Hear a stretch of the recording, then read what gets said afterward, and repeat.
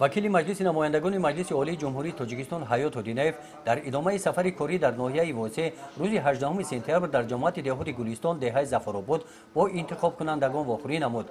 در این چاره‌بینی رئیس ناحیه واسه و دیگر نمایندگان مقامات اجرایی حاکمیت دولتی ناحیه اشتراک داشتند. وکیل مجلس نمایندگان مجلس عالی حیات حدینیف نزد انتخاب کنندگان عاید سیاست اقتصادی اجتماعی جمهوری تاجیکستان برای 10 سال آینده معلومات داد.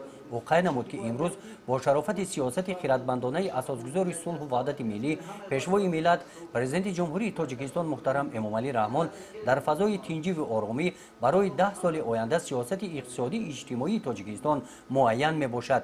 استراتژی برنامه رشد اقتصادی اجتماعی مملکت با 3 مرحله جدا شده برای 15 سال پیش بینی شده است. در مرحله اول تاجیکستان باید به کشور اگرو اندستریالی تبدیل داده شود.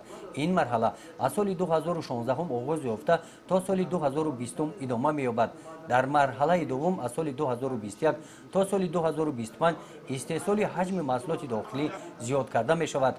مرحله سوم سالهای 2025-2030 را در بر گرفته در این دوره باید اقتدار صادراتی کشور زیاد کرده شود.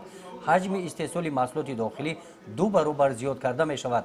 وکیل مجلس نمایندگان حیات حدینیف در سمت رشد ساحه معارف خیر کردند که ساحه معارف در مرکز توجه سروری مملکت قرار داشته در 10 سال اخیر در تاجیکستان زیاده از 2000 مکتب‌ها ساخته شده مورد استفاده قرار داده شدند. سال 2017 3.5 میلیارد سومانی به ساحه معارف روانه گردیده است که این 6% مجموع محصولات داخلی را در بر میگیرد.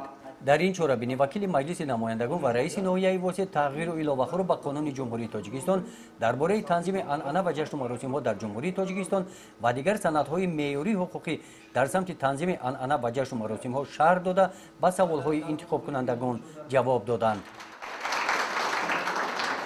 در این روز در جماعت دهات به نام میرعلی محمد علیف در دهه تاسقله همین گونه واخوری با انتخاب کنندگان دایر گردید. واخوری در صحن حوله مؤسسه تحصیلات میانه عمومی رقم 15 دایر گشت. در این واخوری ساکنان دهه، والدان و ختم کنندگان این مؤسسه تعلیمی اشتراک نمودند. وکیل مجلس نمایندگان حیات حدینیف تغییر و اضافه‌خوار به قانون جمهوری تاجیکستان درباره تنظیم عنعنه و جشن و مراسم‌ها در جمهوری تاجیکستان شرح داده به سوال‌های انتخاب کنندگان جواب داد. گزارش خواجه نظریف خدای نظر ظهور و فضل ناحیه واسه برای برنامه اطلاعاتی نوید.